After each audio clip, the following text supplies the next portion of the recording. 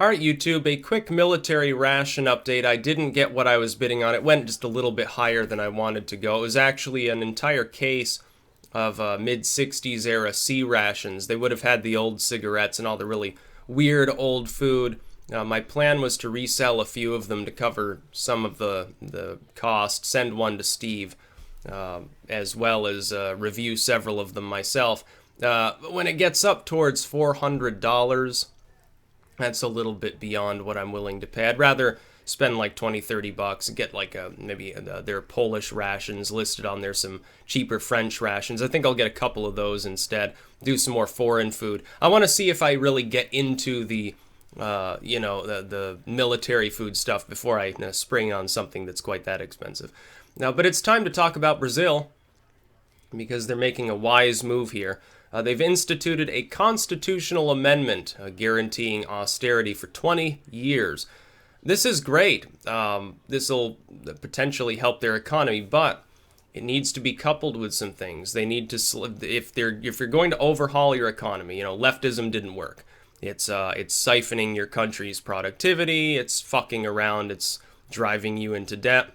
The way to handle a situation like this, I know Brazil has a burgeoning libertarian movement, which is arguably more powerful than the one we have here in the United States. Libertarianism is for the Americas. The equivalent for Europe or Asia would be more of an enlightened civic nationalism, perhaps. As far as it goes within Brazil, though, this move will have a much greater effect if they do two things along with their austerity. Less social spending coupled with no increase in social spending as the economy hopefully recovers. What they need to do is slash all regulations, number two. And number three, they can save a great deal of money if they lay off all forms of moral policing. The nation of Brazil could easily, some nationalists look at Brazil, they say, well, it's a melting pot of all these racial backgrounds, it's why it fails. It doesn't matter. Brazil could easily become not just a powerful nation, it's already pretty powerful in the Latin American sphere already, but because it's so large, because it has so much arable land and so many other resources, it could become literally the power of Latin America and one of the main powers of the world if they play their cards right. Advice to the nation of Brazil would be, if you lay off moral policing, you'll also get, in addition, a lot of liberty-minded people from the rest of the Americas moving in, investing potentially, people who have generally a high level of education. They have some degree of money, in many cases, the self-employed, expats and so forth, pouring into your nation and helping bolster the economy further. This will happen if you lay off the moral laws. We have this problem here. Here in the United States, moral laws are beginning to degrade. They're losing popularity. We've understood, after decades of trying, that you can't make moral laws and enforce them effectively. It costs a lot of money. People ignore the laws largely, the drug war and so forth. Brazil could easily clean up its crime problem as well at the same time. You'd have more resources available on what will become a smaller budget under austerity. You're going to have to make do with less. So you should focus on enforcing things in such a way that makes more sense. We need to do that here. In my opinion, the entirety of the Americas should be not united as in like no borders, sort of Hillary Clinton, globalism forever. I'm not in favor of that. It's a bunch of bullshit. What the Americas do need to do, though, is be a land of peace. North and South America, Central American states, the Caribbean states, and so forth, need to pull together, trade with one another, come to a mutual understanding, degrade moral policing, degrade surveillance, the police state, and so forth. If we stand together, we're unstoppable. Our economies combined would dwarf the rest of the world. We're capable of developing more rapidly. We have lower density. We have every possible advantage in the Americas, from Canada on down to the southern coasts of Chile and Argentina and to the Falklands, or Las Malvinas, as you may refer to them. We have every possible economic and social advantage over the rest of the world. Much of the world is already so densely crowded it can't grow anymore in a quantitative sense. This is the case in many parts of Asia, certainly Europe, parts now even of Africa, honestly, outside of some of the rural reaches of it. Maybe more resource poor in some cases. Of course, a lot of that continent is the Sahara Desert. Certainly, There are other parts of the world, for instance, Australia, density's low, but, what are you going to do with that vast tract of steppe that you have out there that doesn't really have much other than some mines and fuel resources, uranium certainly, not exactly the best for farmland, so to speak. Brazil doesn't have that problem. A large proportion of its land is arable. I don't encourage drilling oil wells and building more farms in the Amazon. I think that should be off limits. It's the other part there. If South America wants to maintain sort of its natural beauty / its health, that should be off limits certainly. As far as social and economic reform goes, though, austerity only goes so far. Yes, it is good to destroy socialized programs, to privatize things, to hold back government spending. But you can at the same time not deregulate things, otherwise nothing is as efficient.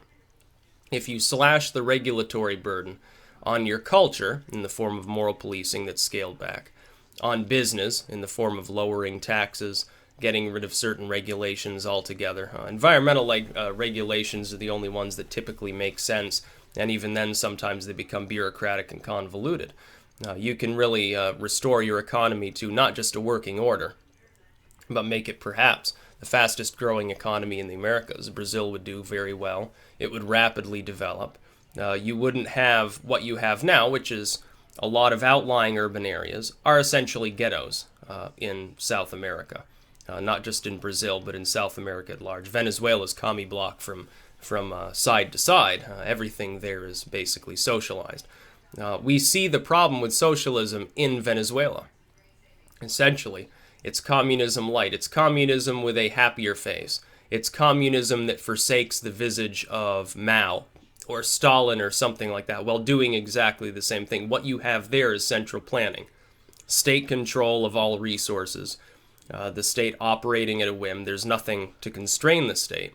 Therefore, it falls flat. In Brazil, it's not that way. It's a more democratic nation.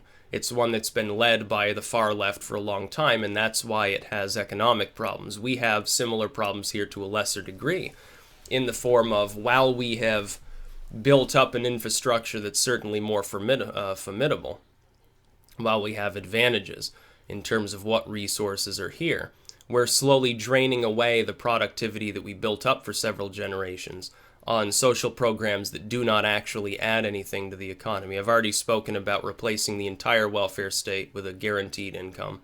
It would be cheaper. You wouldn't need all the bureaucrats involved in dispensing that money. That's how you mainly save. You'd save potentially several billions of dollars a year directly and several billions of dollars a year indirectly. It'd be much more efficient. You could eliminate the IRS. You'd eliminate all these alphabet soup agencies. Brazil should do the same thing. What we should be aiming for, the United States should be leading the way, although people like Obama are globalists and don't intend to do so. What the United States should be doing is attempting to form an American hemisphere, and with no specific power at the helm beyond the military realm. Certainly the Monroe Doctrine is still in effect, in order to make it so that the individual states, they're all trading with one another. We don't have any simmering border disputes and all the problems you see in Europe, Eurasia at large, Africa, places like that, and in which people can live in peace, free from moral policing. We can actually have liberty. If that happens, the rest of the world will behold that the American hemisphere, once again, is on top, inarguably. Nobody else has a chance to supplant us. Their warmongering will not persuade us because we'd be too vast for them to actually do anything about. We're capable of this. We're capable of pulling together as a hemisphere. It's just we need the will to do so. We need to work in tandem to do so. Instead of the false song of globalism, as you may have heard referred to, what we need instead is to simply cooperate. That does not mean open borders. It doesn't mean a bunch of so-called free trade deals that never actually lead to free trade. It means that people in this hemisphere should leave one another alone. The governments, to the best of our ability to compel them to do so, should leave people in their private business alone. Taxes should be low across the board from the Arctic to the Antarctic, essentially. And if we can accomplish that, it would be a literal golden age. For some generations, there'd be relatively little social alienation. Now, of course, Herein lies the eternal problem of governance and of society in general. When you get to that peak of wealth in a sort of a utopian system, decadence sets in. Once decadence sets in, times get harder, and then the strong once again have to rise to the top and reform it. Unfortunately, what we've done so far in this current period is we've maintained decadence while we've maintained the hard times as well. It's not working so well. We need to fundamentally reform all of the situations that are found in all of the nations of the Americas. Some nations are doing better than others. Venezuela and Haiti are obviously just shy of non-functional states. Canada and the United States do fairly well. Chile is doing okay, although they're moving into socialism now, so I don't have high hopes for their next decade or two. Brazil, by this step, can be near the top of that pile, do quite well, bring a great deal of stability. You've got to realize it forms a large proportion of the land area of the entire continent of South America.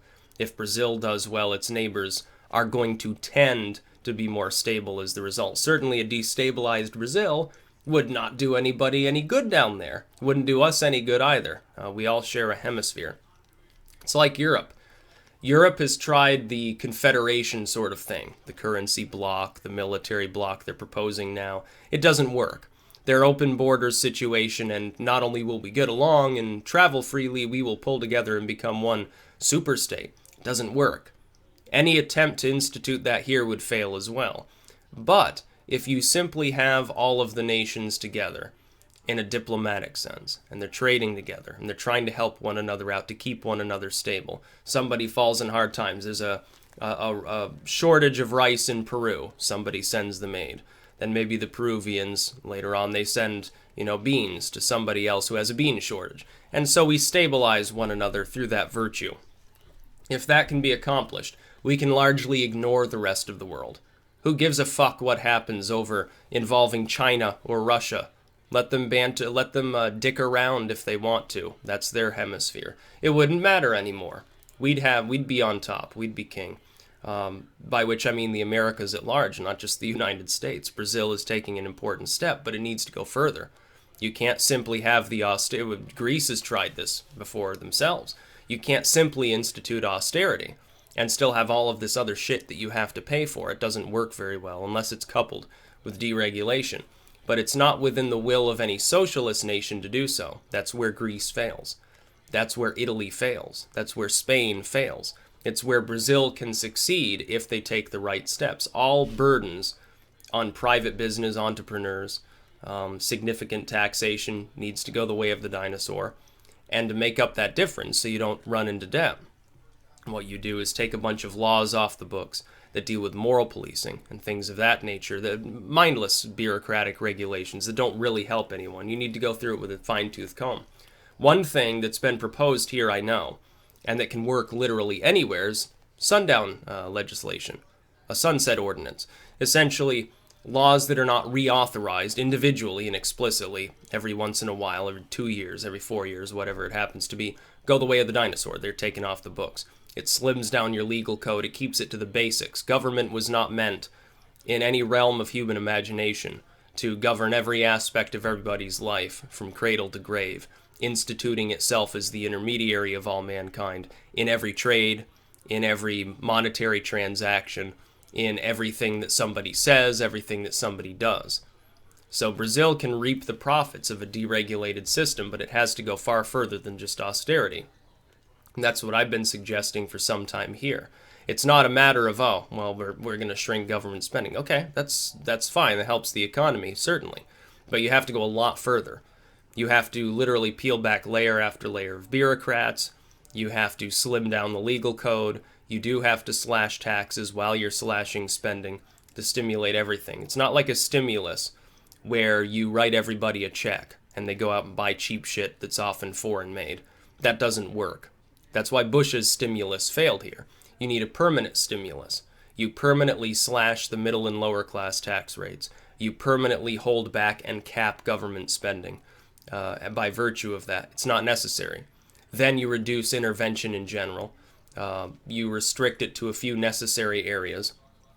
You let the states, or in the case of other countries, provinces, or municipalities handle things on their own, capping them as well, keeping them within their means, not giving them, if they overstretch their budget or they're doing something stupid, they need to be muzzled in so doing. Otherwise, leave them alone, let people live as they wish to live. And it actually, a lot of people think that if the state declines in power, if the state declines in potency, its intervention into your life, that the nation begins to break down because it reduces what you could consider generally civic nationalism. It reduces national identity. I claim the opposite. I claim that it strengthens it. People, because of the absence of that collective force, they begin to have stronger family ties, stronger neighborhood ties, stronger ties to their state, and so forth. Now, what ends up emerging instead is a more voluntary association, which is stronger than an involuntary association. It strengthens the fabric of society.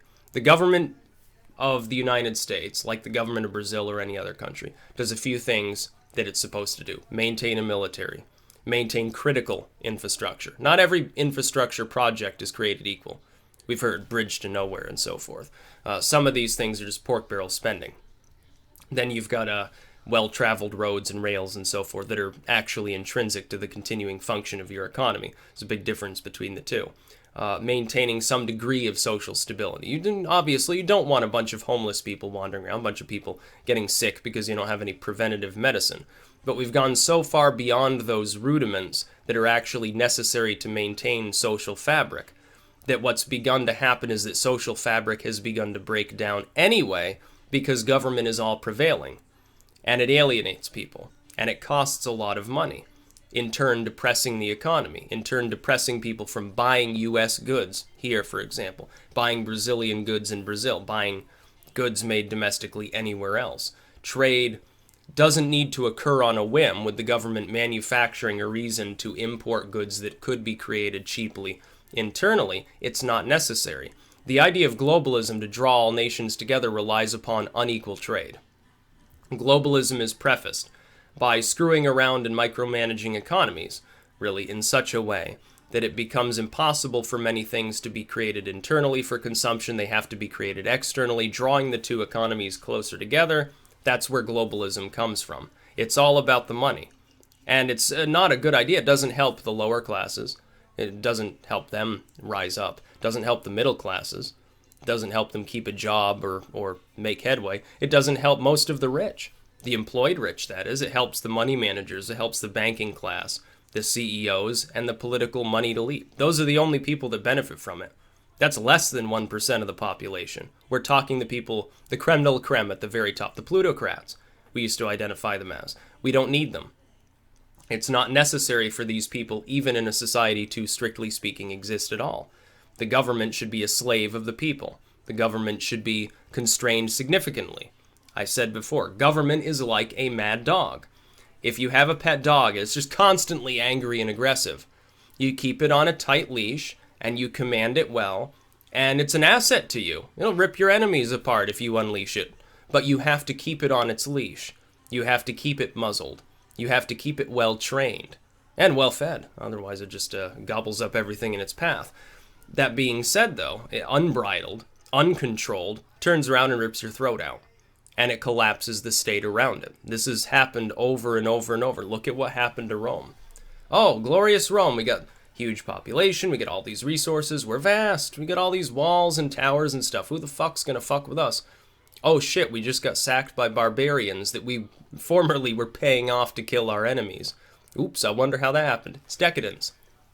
The end stage of a dying nation, kingdom, empire, whatever. It's always the same. We're nearing those end stages now in many parts of the world. Not here in the United States, strictly. Because of our low density, that can be staved off for probably a century, maybe 2 centuries. Europe's certainly hitting that threshold. Parts of Asia, China's perilously close to it now. Why do you think I keep predicting their fall? It's just a matter of time. Density is approaching critical mass.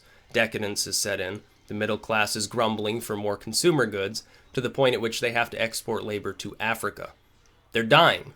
Their nation's growth will cease. It will stall out. They will never become the true superpower of Asia. Russia will have one up over them continuously. Economically, no. But as far as military strategy, certainly. China doesn't have enough time to catch up anymore. Yeah, the nation of Brazil is doing well by imposing austerity, but it needs to go a lot further. And all nations in the Americas should do the same. It won't work in Europe. It won't work in a high-density country that's already hit its peak and begun to decline. Can't save them. You can't save Europe. Parts of Europe, yes. Eastern Europe, maybe Southern Europe, they can grow in a qualitative sense. That's possible to do. Western Europe's a lost cause. They're going to slip back into the doldrums, stagnate for a while. They'll undergo some sort of revolutionary period. Then they can recover. But that all has to happen before that. Here, we don't need that. There's no country in the Americas that requires such a mass upheaval. We can all reform our systems and perpetually have wealth, perpetually have stability if we play our cards right. Only that will save us from potentially destruction in the future without a shot even being fired. It comes from within. It's the poison of nations. It's a lot worse than an external war. That's about all. Peace out.